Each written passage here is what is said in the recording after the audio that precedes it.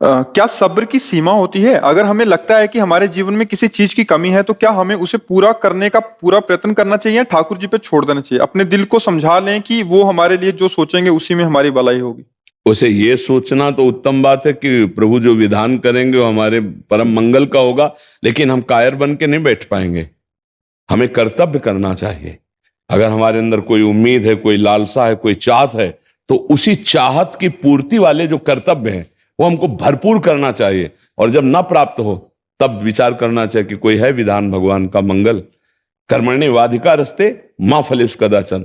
फल की तरफ से हम सुख दुखे समय कृत्वा लाभा लाभो जया जयो। जय पराजय में, लाभ हानि में, सुख दुख में समान भाव रखकर हम अपने कर्तव्य का पालन करें, हम अपने कर्म को करें। कायर बन के बैठने के लिए ना गीता जी बोलती है और ना कोई भागवतिक उपदेश है कि आप कायर बन करके भगवान के भरोसे बैठ जाओ। ऐसा नहीं है, कायर नहीं, अपने कर्तव्य का पालन करो और जय पराजय में, लाभ हानि में, सुख दुख में भगवान के विधान को मानो।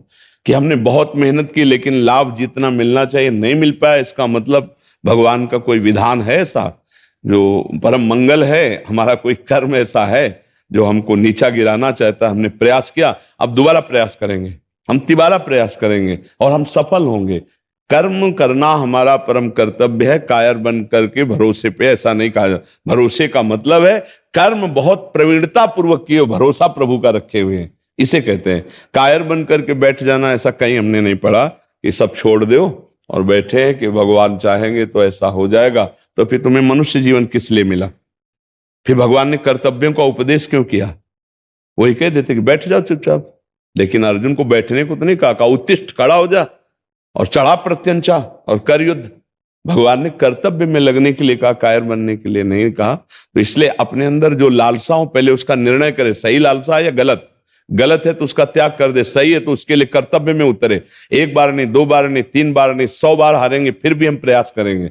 हम भगवान के अविनाशी बच्चे हैं, अविनाशी अंश हैं। हम उपाय करेंगे वो जिससे हम जो चाहत की है वो हमें प्राप्त हो। पर चाहत का निर्णय देख लेना चाहिए, असत है या सत, गलत है या सही। अगर सही है तो प्रयासरत हो, विजय प्राप्त होगी।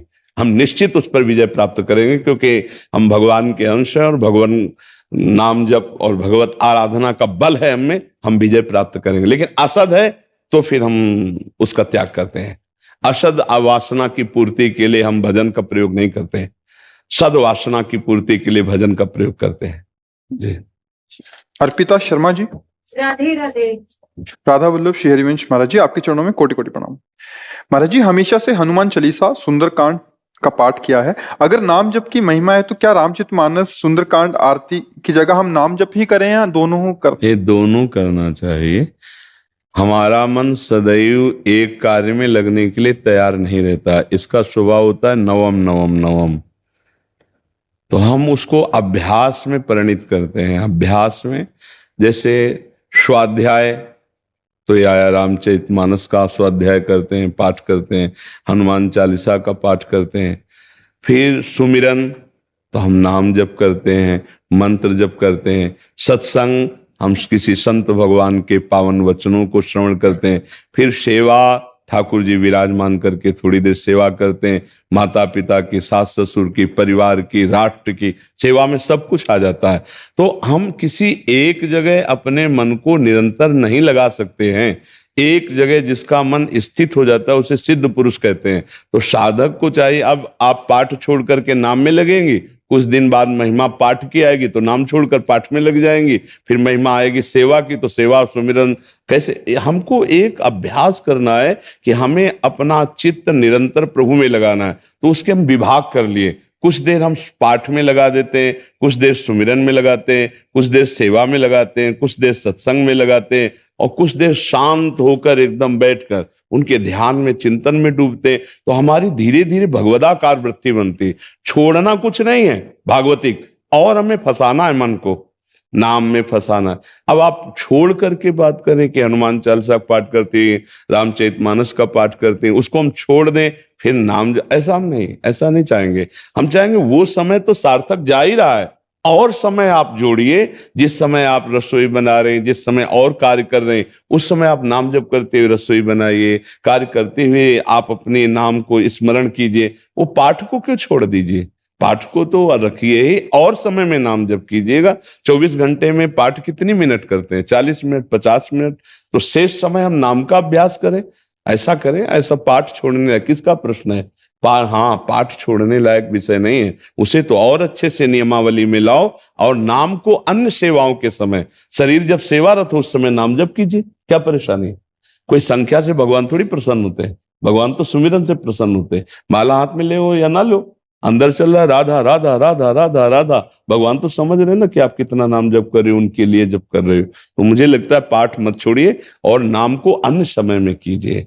और भी सेवा, जो भी सेवाएं करें वो सब भगवान की सेवा ही है। रसोई बनाना, परिवार की सेवा करना, सास ससुर की सेवा करना, सोहनी लगाना। देखो, आपको समझना होगा, हमारे ब्रज में गोपी जनों से बढ़कर त्रिभुवन में कोई संत नहीं है, क्योंकि सब संतों ने जिन भगवान की चरण रज की वंदना की, उन भगवान के समीप रहने वाले उद्धव को वो प्रेम प्राप्त नहीं हुआ जो गोपी जनों को प्राप्त हुआ। जब गोपी जनों की चरण रज में आए तब उद्धव को पता चला कि श्री कृष्ण ने मुझे ठग लिया, मुझे वो तो प्रेम दिया ही नहीं जो गोपी जनों को प्राप्त है।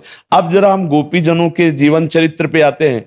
गोपी जन अपने पति की सेवा, अपने पुत्र की सेवा, धान कूटना, लीपना, बुहारना, गौ दुग्ध सब उनके कार्य एक साधारण गृहस्थ की तरह थे।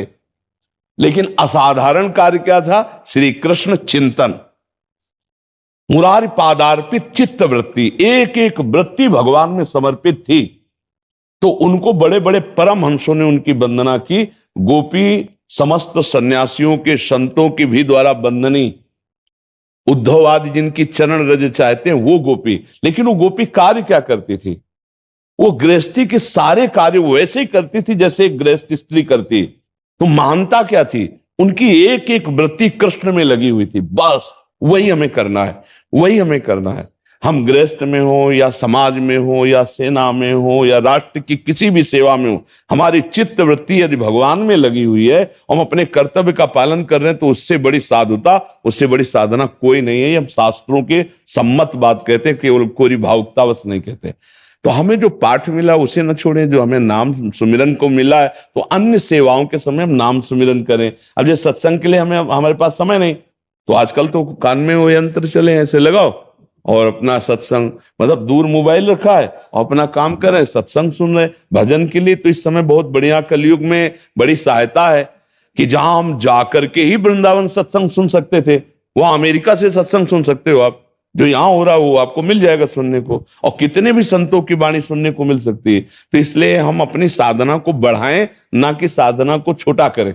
कि अब भाई पाठ छोड़ दिया, नाम में लग गए, फिर और कोई महिमा सुनी तो नाम छोड़ दिया, उसमें लग गए, ऐसे फिर लाभ नहीं मिलता। हमें छोड़ना क्या है? गंदी बातें, गंदा चिंतन, गंदे विषय। और सतमार्ग में जो पकड़ लिया उसे जीवन भर चलाना है, उसको नहीं छोड़ा जाता। सतमार्ग की चेष्टाओं को नहीं छोड़ा जाता। जी।